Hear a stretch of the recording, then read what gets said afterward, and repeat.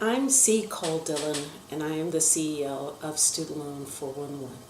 Student Loan 411 is an advisory and consulting firm based in Chicago that helps student loan borrowers across the nation engage in strategic thinking and planning on how to both repay their loans if they've gotten them, or to figure out what is the best strategy for reducing or avoiding them if you don't have them.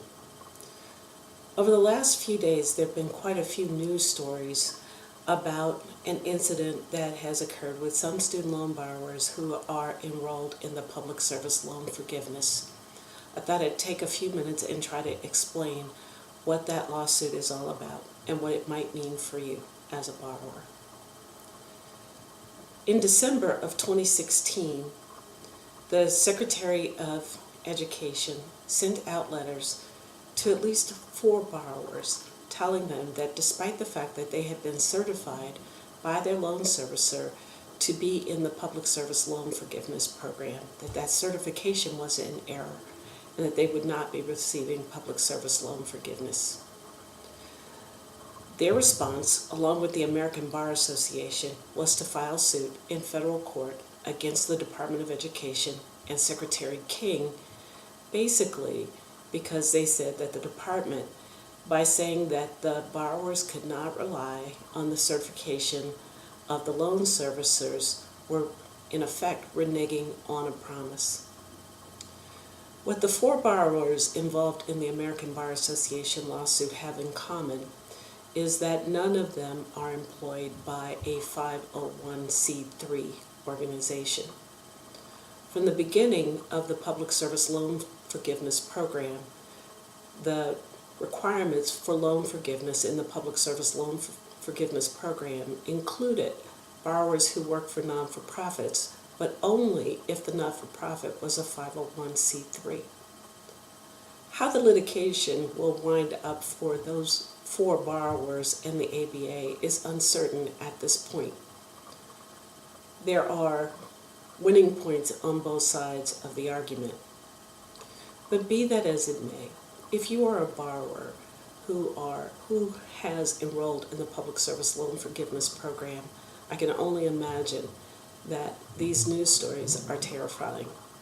So I decided to take a few minutes to try to help everybody understand, 1, that the program has not been eliminated, and 2, if you are enrolled, these are the requirements to ensure that you do earn loan forgiveness. The first requirement is that you must work for a qualified employer. A qualified employer is defined as federal, state, local government, or a 501c3.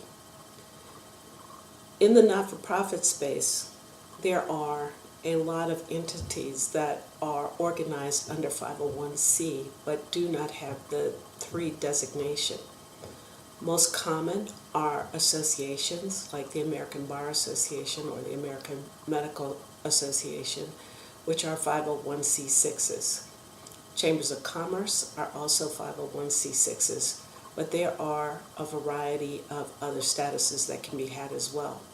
One of the plaintiffs in the lawsuit filed by the American Bar Association against the Department of Education is in a 501c19 organization. That's the Vietnam Veterans of America.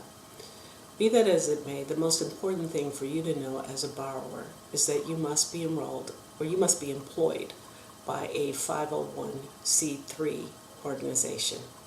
So that is the first of 3 cues that you must satisfy as a borrower. The second cue, as I like to call them, which is a qualifier that you must satisfy, is to be in a qualified payment plan. The qualified payment plans are only those plans that are defined as income-driven repayment. So that can be an income-based repayment plan, it can be the PAYE plan, it can be the re-PAYE plan, and it can be the income contingent plan. Any of those 4 plans will qualify, but other plans do not. And along with that, it actually makes sure that you satisfy that your loans are actually in a qualifying form, because in order to have one of those payment plans, your plan must be in a qualified form. So if you don't have direct in the name of your loan, if it does not say direct, it is not a qualifying loan and must be changed in form to a loan that is qualifying for public service loan forgiveness. So far we've talked about two requirements. One is having a qualified employer, that's Q1. The second is having a qualified payment plan, that's Q2. And the third is to make qualifying payments under the plan. And a qualifying payment is defined as paying the payment under the plan in full and on time. If you have satisfied the 3 Qs and have properly enrolled in the Public Service Loan Forgiveness Program, at this point, it is my belief that you have nothing to fear about being able to qualify for loan forgiveness at the appointed time. But now is a good opportunity to take the time to actually review your status. If you don't know for sure that your employer is a 501c3, you can go to a website, www.publica.org, and on that website they have a search capability where you can put in the name of your organization and it will return what kind of organization it is. So don't guess, no, check.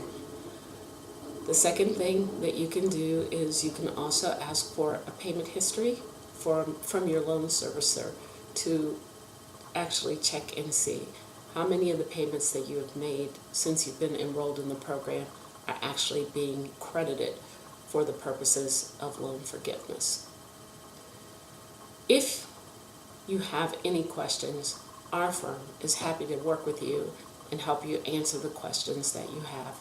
You can reach us. Our website is www.studentloan411.com.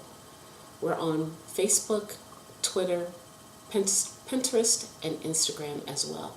And we will continue to post updates about this program going forward.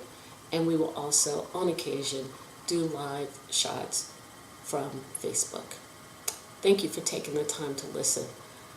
I'm C. Cole Dillon.